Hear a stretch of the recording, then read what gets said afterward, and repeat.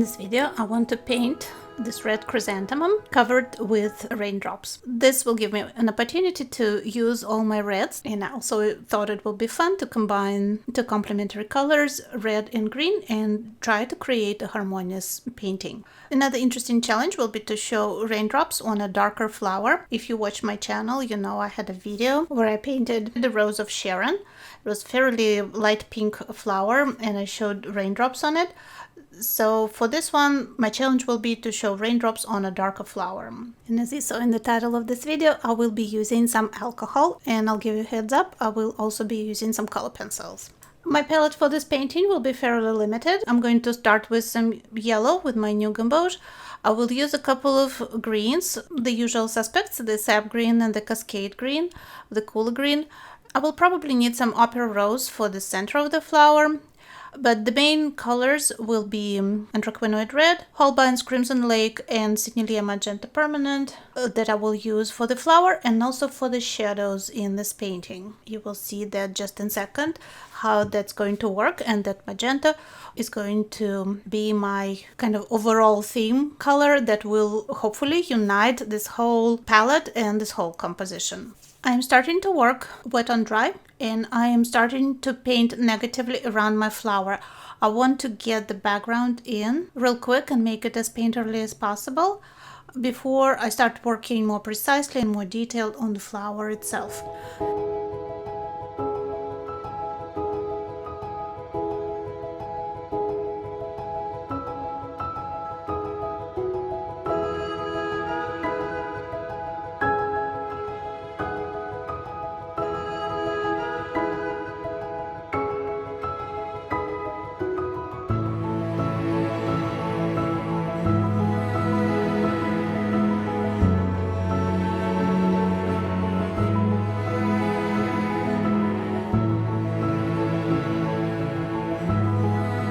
Picking up different colors and applying them with my number 14 round brush. The first layer goes onto dry paper, and then subsequent layers I mix the color in, I drop them into wet paint, and they blend and mix. And you see that magenta permanent, when it mixes with cascade green, it creates this beautiful purple that can be very versatile and that I think really works for the shadows in this painting. I didn't want to bring an extra color like Payne's gray, or didn't want to use another purple or blue. I wanted to mix the colors that I'm already using for the painting, because that creates more harmonious palette, and the painting usually turns out a lot better if you stick to just a few colors instead of going all over your palette. Usually that's the rule.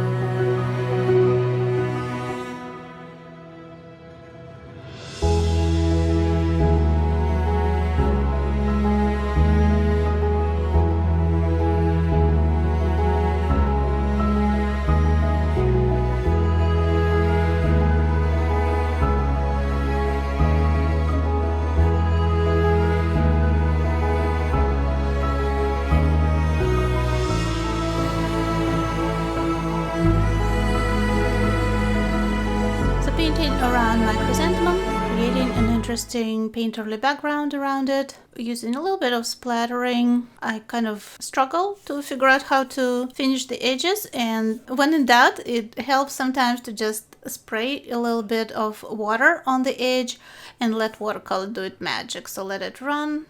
Maybe help it a little bit with a paper towel, but not actually have defined brush strokes, but to just have a soft edge with colors running and mixing together. That's basically it for the background. I'm going to fill in the branches with sap green. Maybe add a few brush strokes that kind of look like leaves. Trying to find a little bit precision in the outline of the flower. I will be making corrections of the outline, but for the most part I want to have it fairly precise, so I don't have to overlap my reds onto the darker background, because that will neutralize them, and I want them to be very saturated and bright. Maybe switch to a smaller brush to bring in the paint around the petals. So our usual negative painting method. If you don't know what is negative painting and what other application techniques we use for watercolor, if you're just starting to paint with this wonderful medium, I have a class that's called From Zero to Watercolor Hero. It's specifically made for absolute beginners, where I explain all about materials, about mixing paint, applying paint. It's a very detailed 7-hour class. It's available on demand on my website, kseniaines.com. I'll left you a link in the description of this video, and I offer a discount on this class for everybody who watches my YouTube channels. So I hope you'll check out that class, watch the preview, and maybe join me on the journey to being a watercolor hero. Alright, I think this is good for the first layer. There will be a leaf here in the distance, kind of, let's hint on it. I can work on that a little more later. This first layer might not be dark enough. I might want to darken it later, but for now I need to leave it alone. I can also paint a center because this paper is dry. It will give paint time to dry together with the background while the background dries. And I am going to let the paint dry, and then I will continue working on my flower. It's time to work on the petals. Let's start with Opera Rose, going from the center. It's a little bit lighter than the edges of the flower, and then I will immediately switch to Quinacridone Red from Daniel Smith, which is a cool red, and we can also use Crimson Lake by Holbein, which is even cooler red, closer to Magenta Permanent. When I saw this photo, I immediately thought this is my chance to go through all my reds and use them all in one painting and have a lot of fun with it. And of course, when I saw all those water droplets, I thought it will make pretty stunning painting.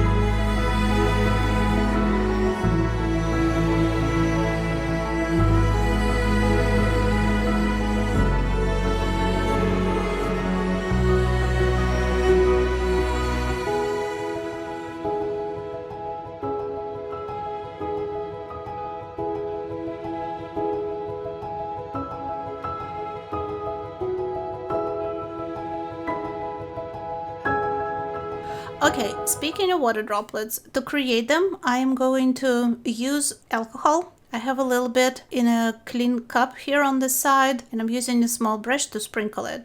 It has to go on fresh paint. If paint dries, alcohol will not be able to push it away. It only can push fresh paint. And the reason I'm using it is that if I try to lift all those little spots, I might make them too uniform, but splattering and using alcohol, they're all different sizes and they fall wherever they fall. So there is less chance of making them too geometric and too uniform. You know, we as human beings always try to bring order into everything kind of subconsciously and try and make everything organized. And water droplets are not the thing that needs to be neatly organized. So just to give me a head start on those water droplets, I sprinkled alcohol, got some lighter spots on the flower, and now I can continue building up color and adding details. There will be shadow around the center here that I need to paint, and also petals cast tiny little shadows. They also have little ridges on them that I need to somehow show. And also the petals are layered, so there will be shadows cast from the upper layers of the petals on lower layers.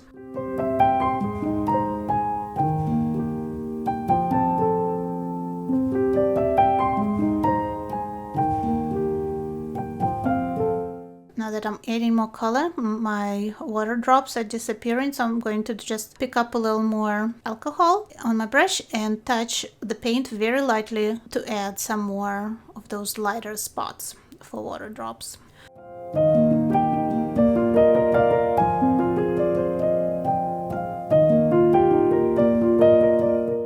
I don't want to show every single line because my background is so painterly and kind of flowing. I'm adding those details in just a few places. I don't want the flower to be too detailed or surrounded with a harsh line. So if you try painting from this photo, I left you the link to this photo in the description below the video. I found it on Unsplash. It's one of my favorite photographers. Just keep in mind that maybe you will also want to go lightly and not make the outline of the flower too harsh. So in some places it can be a little more defined, and in some places it can be less defined or even absent. When the background dried, it lightened quite a bit, so it needs a little more contrast. I'm using the same colors, magenta permanent and cascade green, in different proportion, varying the proportion, to paint negatively again between the branches of the flower, because if you look at them, they're lighter than the background, so I need to paint around them. I want to add some depth and a little more definition to the background. There are a couple buds that we see in the reference photo. They need to be a little more defined. Also the stems need to be defined, and I can also drop a few brush strokes into the flower to unify the elements. Came out a little too splotchy, so we can even all that out. Okay, so big brush strokes for the background, darkening certain areas. With the background, it's also a balancing act, because I don't want to cover the whole thing with a dark color. I do want to hint that there are some leaves and some stems in the back, but at the same time, I don't want to just go over the whole thing. So it's important to apply some saturated brush strokes. I think it's important to apply them around our focal point, which is our flower. And then we can use some water to kind of blend those brush strokes with the background, or use just different brush strokes, splattering, something like that, to kind of blend those brush strokes with the rest of the background and not go over the whole thing one more time.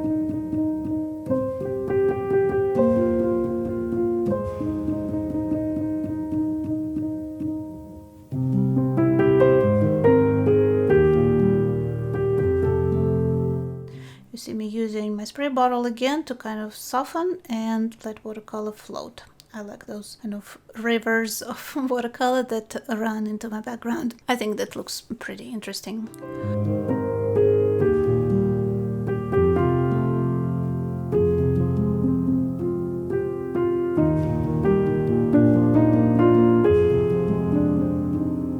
And this layer is also done. I'll let it dry.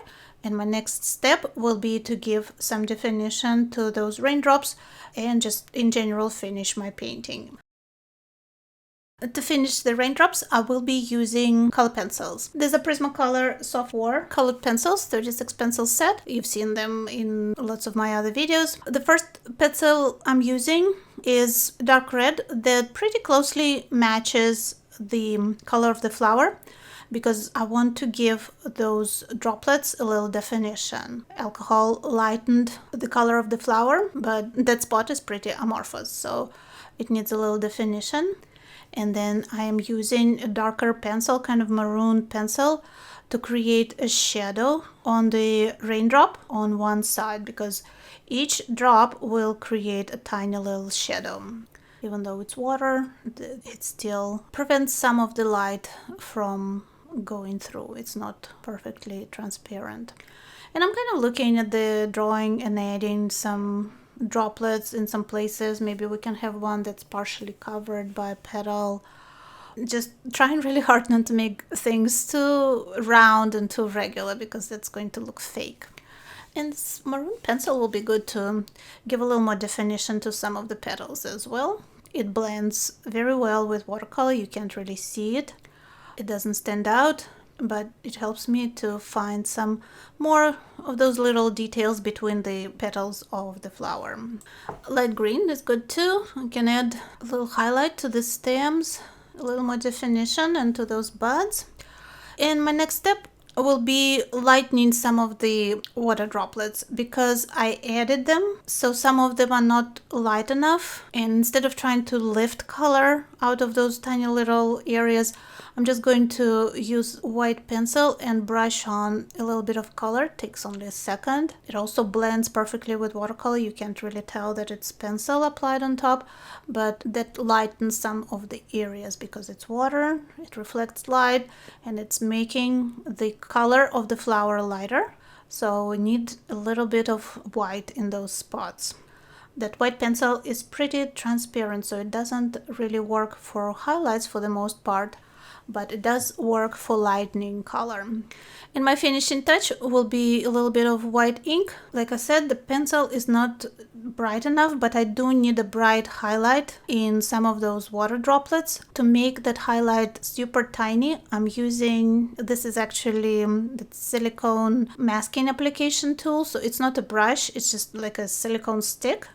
And I'm picking up a little bit of white ink, opaque white, and adding tiny little highlights in every raindrop.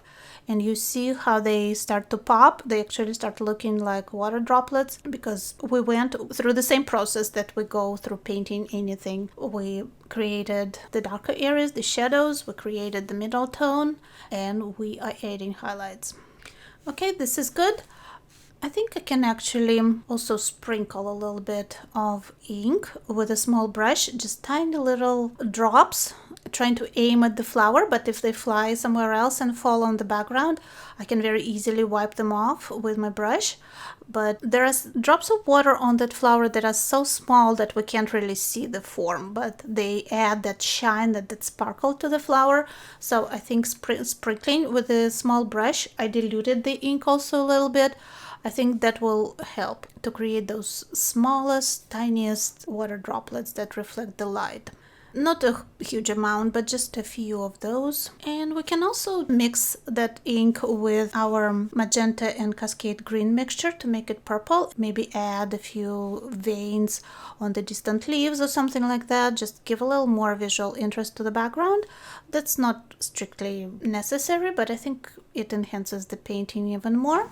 And I think it is done. I'm going to take it off my drawing board. Let me know in comments what you think about this technique. If you're interested in painting water droplets, I know some people find that process very soothing and kind of therapeutic, meditative. I think paintings of water droplets, especially with watercolor, look very interesting. Here is my final result. I was looking at this painting and I kind of thought that it actually works as vertical, but it also works as a horizontal like this. This could be another way to frame and hang it, and actually maybe even upside down it will be fine too. So it's kind of a very versatile composition. I hope you will give it a try as well. Thank you so much for watching this video. Don't forget to check out the links in the description and leave me a comment down below. Thank you so much for watching, and I'll see you in the next one here on Time Warp Studios channel.